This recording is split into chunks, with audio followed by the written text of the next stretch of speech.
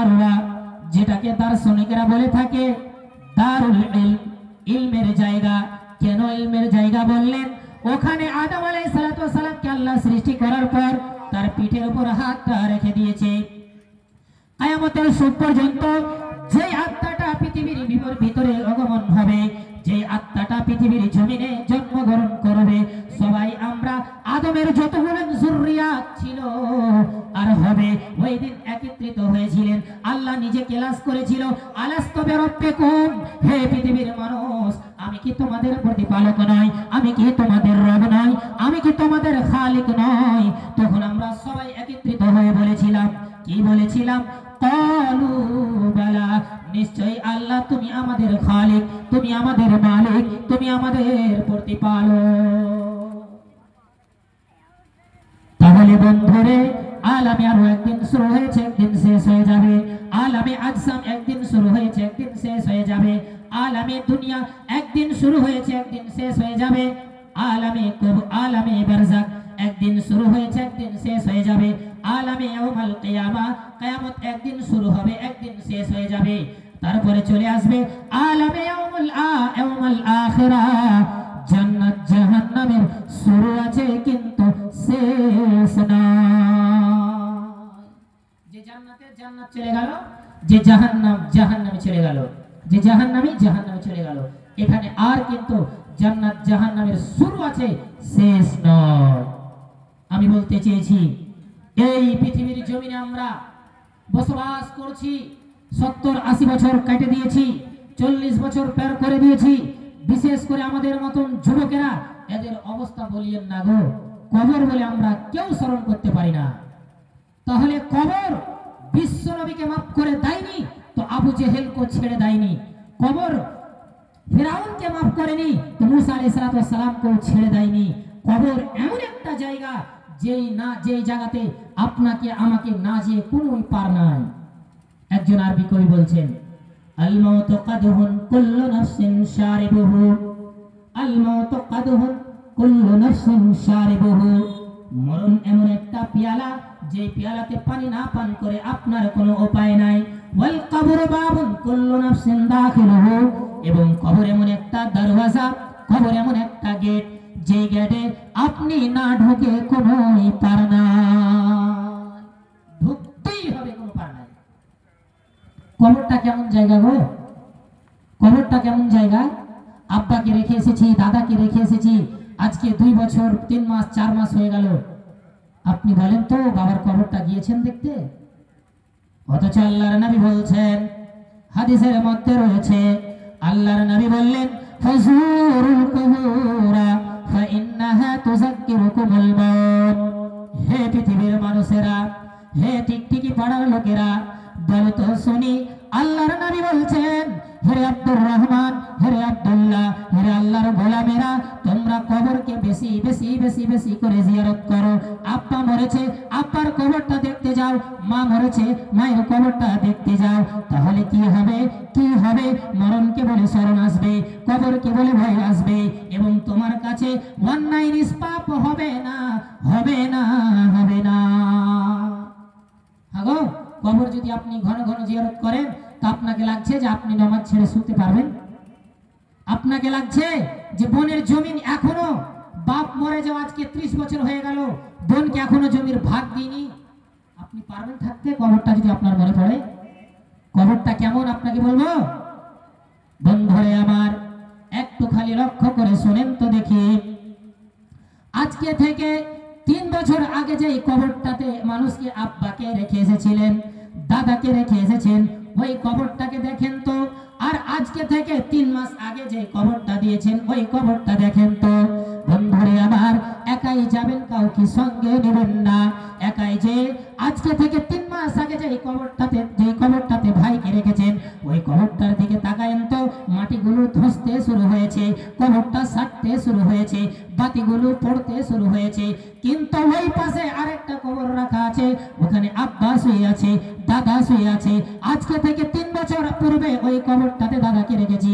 বন্ধুরে আমার, মাটিগুলো নিচে বসে গেছে, বাতিগুলি গলে গেছে, কবরটা সেটে গেছে, কবরটা গাড্ডার মতন হয়ে গেছে।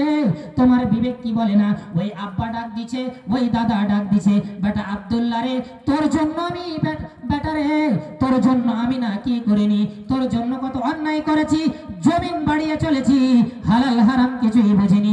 বেটা রে আজকে আমার বুকের উপরে, আজকে আমার সিনার উপরে 3 নুন মাটি চেপে রয়েছে, আমি সহ্য করতে পারি না। মা আব্বা ডাক দিছে, বারবার ডাক দিছে, কিন্তু ওই ডাক আমি আপনি কেউই শুনতে পাই না। এর নাম কবর গো। এই কবরটাকে আপনি একলাই লক্ষ্য করে গেছেন? আপনি বলছেন মাওলানা সাহেব কবরস্থানে যাব তো কবরস্থানে ডর, এটা আপনার ভুল ধারণা গো। কবরস্থানে ডর লাগে? আপনি আমি কবর জিয়ারত করার একটা নীতি বানিয়ে নিয়েছি, যেটার কোরআন ও সুন্নাহর সাথে কোনোই তাল্লুক নাই। সেটা হলো কি, আব্বা এই রোজাতে মারা গেছে, সামনে রোজা আসবে, এবার ইফতারি করাবো, আব্বার নামে খানা খিলাবো। গ্রামে 70 জন মানুষকে দাওয়াত দিয়েছি। কেন দাওয়াত দিয়েছি জানেন? আব্বার কবরটা একটু জিয়ারত করবো। ওরে আল্লাহ ওয়ালা বান্দা, বাপের উপর কত দরদি গো। 70 জন মানুষকে ডেকেছে আব্বার কবর জিয়ারত করতে। আল্লাহু আকবার। 70 জনকে না ডেকে তুমি একাই ওই কবরস্থানে গিয়ে আব্বার কবরের দিকে দেখো, আর তুমি চোখের পানি ছেড়ে ছেড়ে ওই আব্বার জন্য দোয়া করো। যতটা লাভ দিবে, গ্রামের 70 জন মানুষকে একদিনে 70 বার যদি যাওয়া আসা করেন, লাভ দিবে না। অথচ আমরা নীতি বানিয়ে নিয়েছি। আপনাকে বুঝাই, আপনি যদি কোনো কবরের কাছে একাই যান, তো আপনার দিলটা কাঁপবে না? কাঁপবে না? আর আপনি যদি 15 জন 20 জন যান, তাহলে আপনার দিলটা কাঁপবে? এখন তো সবাই আছেন, কবর দেখে আপনার দিলটা কাঁপবে? আল্লাহু আকবার। কবরে কেমন আযাব হয় জানেন? কবরে কেমন আযাব হয় বন্ধুরে আমার, কবরে কেমন আযাব হয়?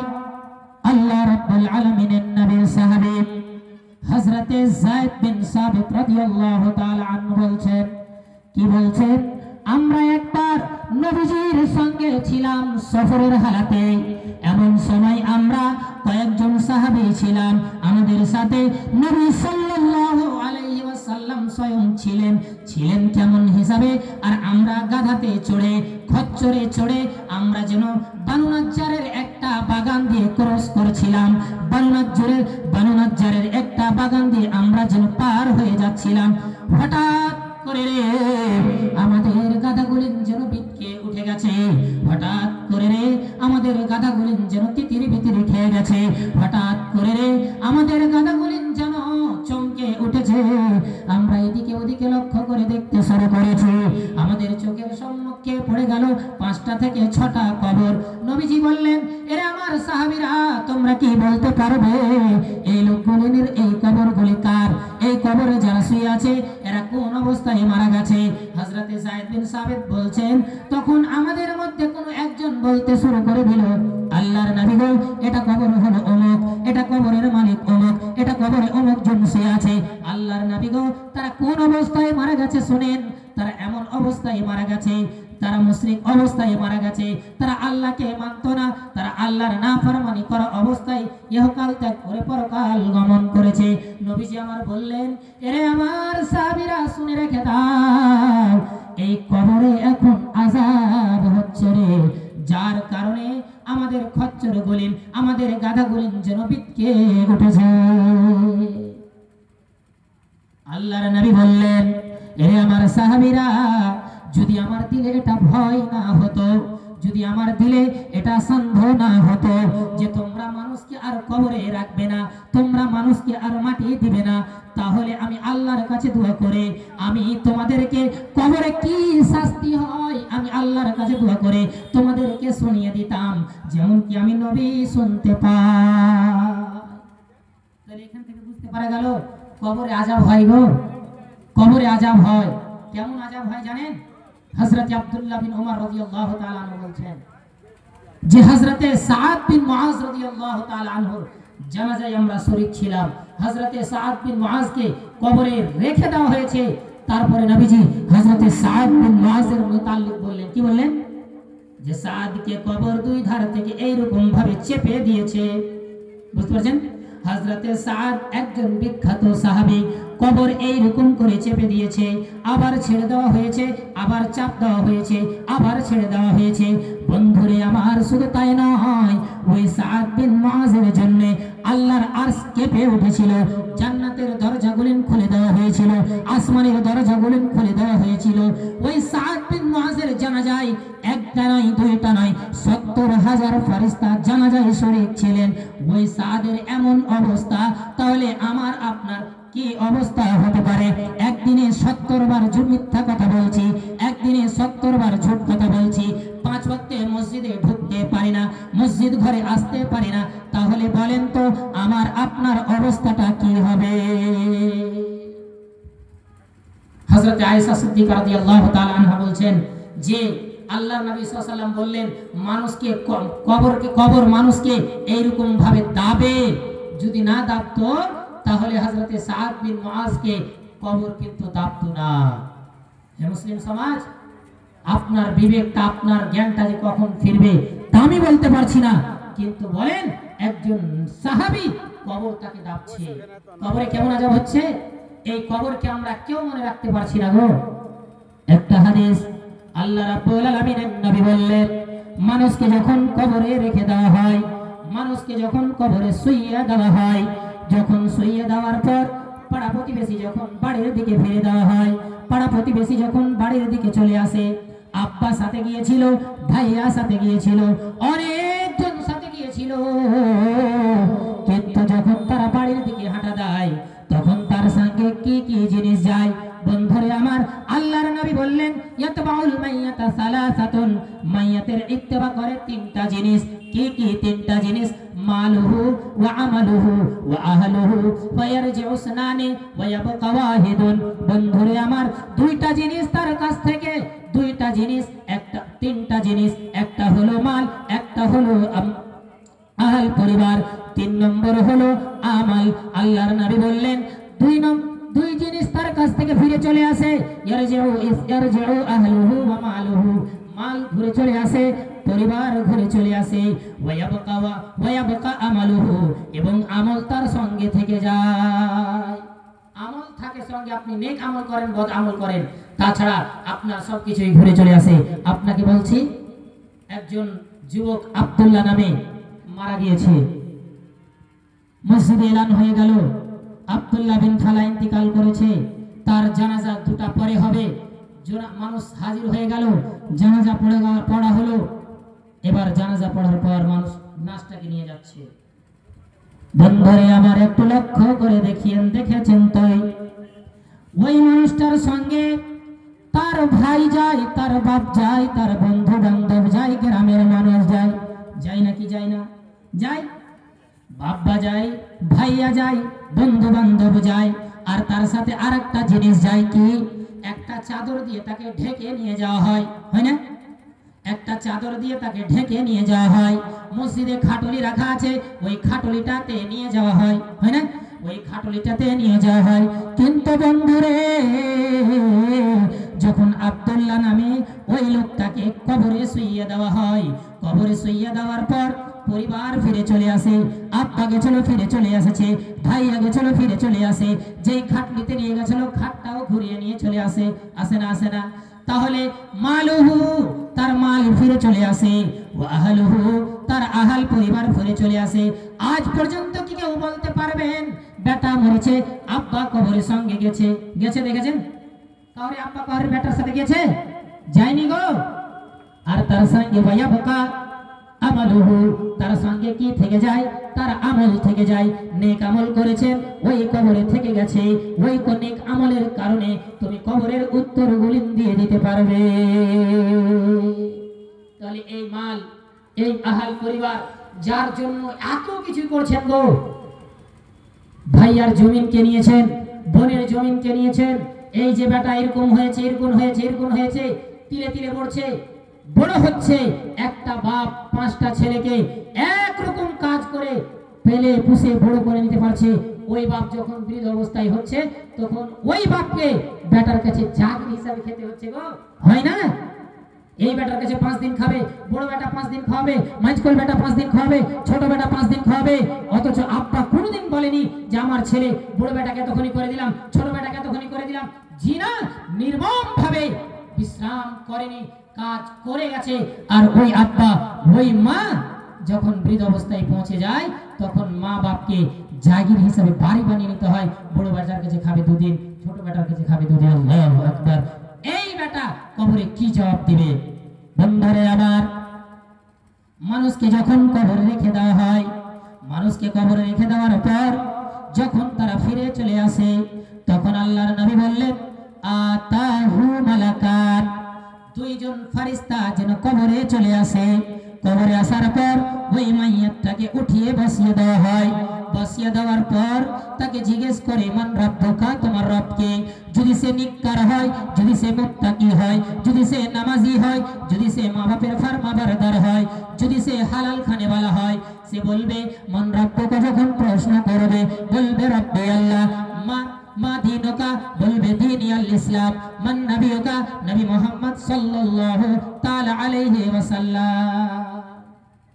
উত্তর দিয়ে দিবে। কিন্তু যদি সে গুনাহগার হয়, বাটপার হয়, দাগাবাজি হয়, তাহলে সে বলবে হা হা লা আদরি, আমি কিছুই জানি না। বন্ধুরে আমার, নেককার যখন লোকটা কবরে হবে ওই লোকটার জন্য জাহান্নামের দরজা খুলে দেওয়া হবে। আর তাকে বলবে হে আল্লাহর বান্দা, হে আল্লাহর গোলাম, এটা তোমার জায়গা ছিল না, কিন্তু তুমি নেককার হলে জাহান্নাম দেখিয়ে দেওয়া হবে। আর তাকে বলবে এটা তোমার জায়গা ছিল, কিন্তু আল্লাহ তোমার উপর রহম করেছে, আল্লাহ তোমার উপর দয়া দেখিয়েছে, আল্লাহ তোমাকে এই জায়গা থেকে বাঁচিয়ে দিয়েছে। এবং তার সামনে জান্নাতের দরজা খুলে দেওয়া হবে, জান্নাতকে দেখিয়ে দেওয়া হবে। আর বলবে এটা তোমার জায়গা, এখানে তোমার জায়গা, এখানে তুমি যাবে।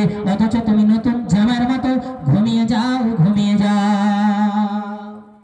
আর যদি লোকটা বদকার হয় তাহলে আগে জান্নাত দেখা হবে, দিয়ে বলবে হে হতভাগা, এই জান্নাতটা তোমার জায়গা ছিল, কিন্তু তুমি নামাজ পড়তে পারোনি, যাকাত দিতে পারোনি, অন্যায় করে গেছো।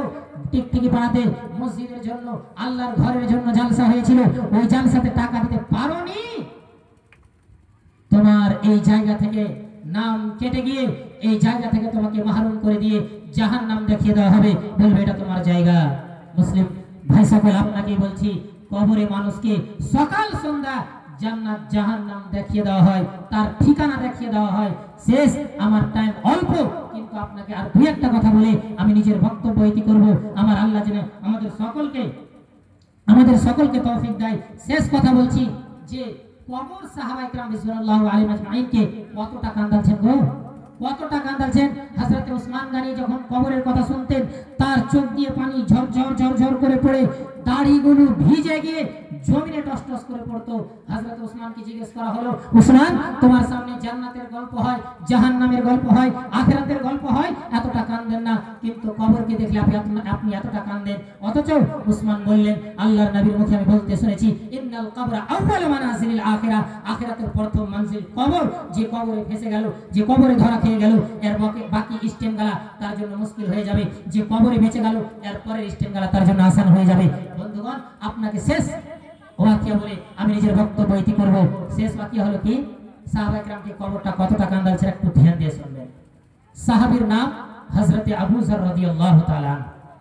হ্যাঁ গো, দুনিয়া সবচেয়ে মধুর টাইম হলো স্বামী স্ত্রী ঘরে আছে, ভিতর থেকে কুণ্ডি লাগা আছে, আর জেনার ভয় নাই, গুনহার ভয় নাই, এমন অবস্থায় আছে।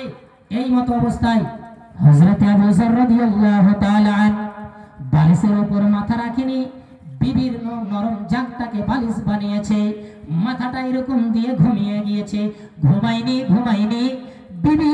আর তার বিবি কি করেছে, কাঙ্ঘিতে নয় আর কাঙ্ঘিনিয়ে নয়, নিজের হাতের অঙ্গলগুলো দিয়ে স্বামীর চুলগুলো এইরকম ভাবে বিয়ে করেছে, দাড়িগুলো এইরকম ভাবে সোজা করেছে।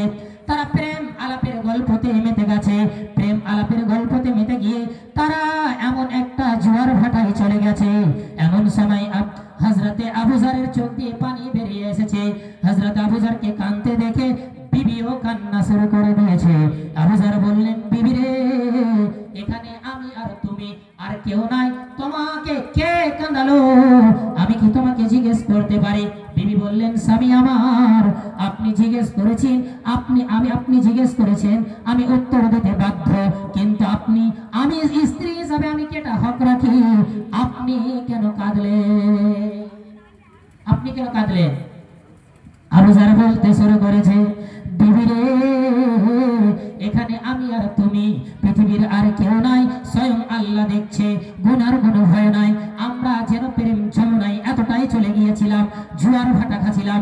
বন্ধুরে, হযরত আবু যার বলছেন, এমন সময় আমার কানে যেন কে বলছে, আবু যার রে, রে অত ভাগা, রে আল্লাহর গোলাম, বলতো শুনি, বিবির জানটাকে পেরে বালিশ ভুলে গিয়েছো, বিবির জানটা পেরে কবর বলে ভুলে গিয়েছো।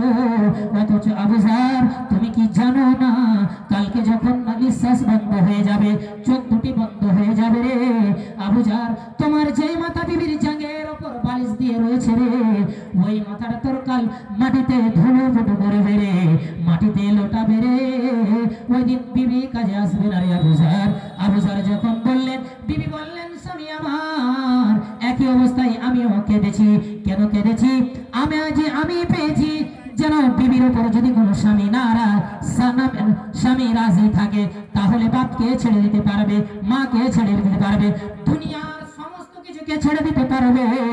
আর সে আবু যারের বিবি বলছে, আমি এই ঘামান্ডে, আমি এই লোভ লালসায় আমি নিজের বুকটা ফুলিয়ে দিয়েছি। হঠাৎ করে আমার কানে যেন কে বলছে, এরে আল্লাহর গোলাম, এরে আল্লাহ ভাগী, তুমি স্বামীর কথা মনে করে তুমি বুকে ফুলে গেছো রে, তুমি ফুলে গেছো রে।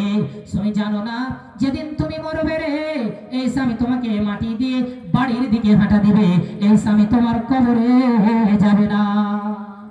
ভাগো, স্বামী স্ত্রী গুনার ভয় নাই, এক জায়গায় আছে, জুয়ার ভাটা খাচ্ছেন প্রেম যমুনায়, এই মতো অবস্থায় কবর তাদেরকে কাঁদালছেন। আর আজকে আমরা তাসের পাত্তা হাতে নিয়ে, জুয়ার আড্ডায় বসে থেকে নিয়ে, দাড়ি চেঁচে নিয়ে আমরা কি কবর বলে মনে আসে না গো? হে মুসলিম সমাজ, আল্লাহ রাব্বুল আলামিন বলছেন, কি বলছেন? আলহাকুমুত তাকাসুর হাত্তা যুরতুমুল মাকাবির। আল্লাহ বলছেন, হে পৃথিবীর মানুষেরা, তোমরা পৃথিবীর লোভ লালসায় এতটাই পড়ে গেছো, তোমরা পৃথিবীর লোভ লালসায় এতটাই মেতে গেছো, বিবি বাচ্চা পেয়ে দুনিয়ার রঙিনে মেতে গিয়ে কবরটাকে বলে ভুলে গিয়েছো।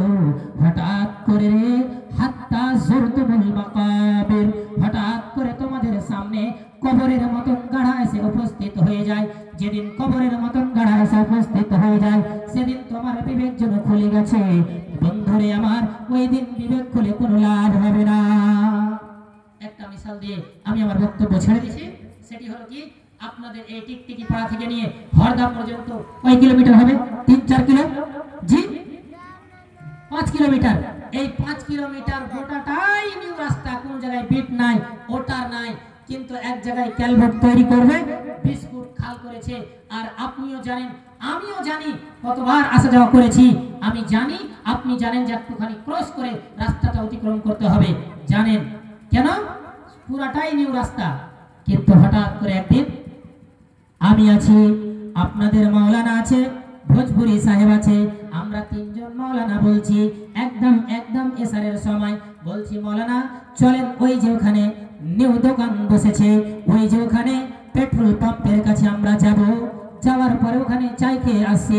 মাওলানা বলছেন, চলেন আমরা হেঁটেই চলে যাব। 3 জনাই হাঁটতে শুরু করেছি, এবার 3 জনাই গল্প শুরু করেছি। এখন দেশের যে অবস্থা, এইগুলা নিয়ে আমরা সমালোচনা করতে শুরু করেছি।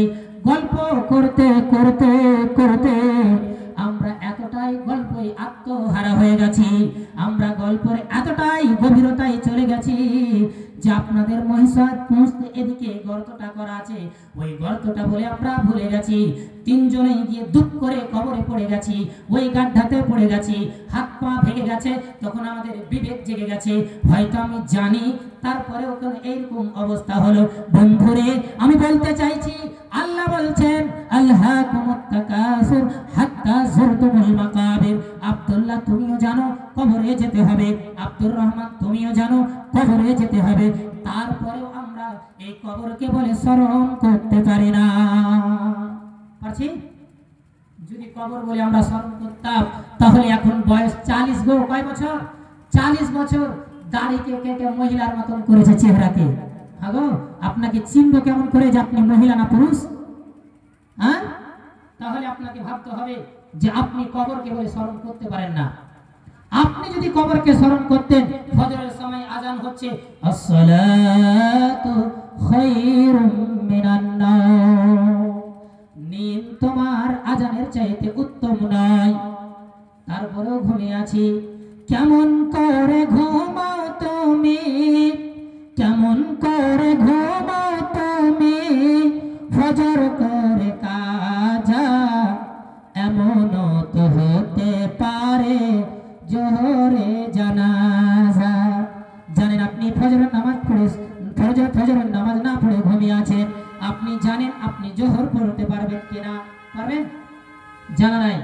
বন্ধুগণ, বলার অনেক কিছু আছে, কিন্তু যেহেতু আমরা হলো গ্রামের ছেলে, আপনি আমাকে যে কোনো জায়গাতে ডাকতে পারবেন, শুনতে পারবেন। আমরা অনেক দূর থেকে মোল্লা ডেকেছি, তাদের কাছে শুনবো, কিন্তু তার আগে আমি আপনার গ্রামের ছেলে, আপনার কোলে পিঠে আমি তিলে তিলে মানুষ হয়েছি। আমি 10 জন এমন একটা যুবক চাই যে আমার হাতে বেশি নয় 1,000 করে 500 করে টাকা দিতে পারবেন না? শুধু 5টা মিনিট আমি ক্ষমা চাইছি, দাবি করে চেয়ে নিয়েছি, শুধু 5টা লোক আমি পাবো না 1,000 করে, 10টা লোক পাবো না 500 করে, পারবেন না দিতে? এই দান, এই মাল আপনার কিছুই কাজে লাগবে না গো। আপনাকে বলেছি আপনার মাল, আপনার সম্পদ ঘুরে চলে আসবে। আপনার জানেন পারবেন ইনশাআল্লাহ? আপনার ছেলে, আপনার আমি বেশি দরকার নয়। হয়তো অনেকজন আমাকে চিনতে পারছেন না, আমাকে চিনতে পারবেন, ক্রিকেটে চিনে দেখেছেন, বিভিন্ন জায়গায় দেখেছেন।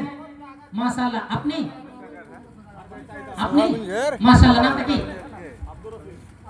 আব্দুর রশিদ।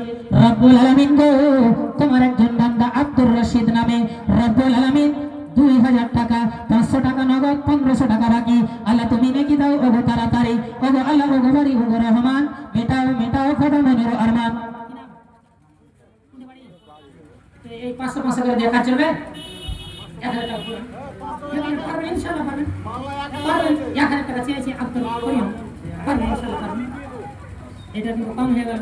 আপনারা করেছেন জাজবা দেখান না একটু গো, মান বানা লিল্লাহি মাসজিদান বানাল্লাহু লাহু বাইতান ফিল জান্নাহ।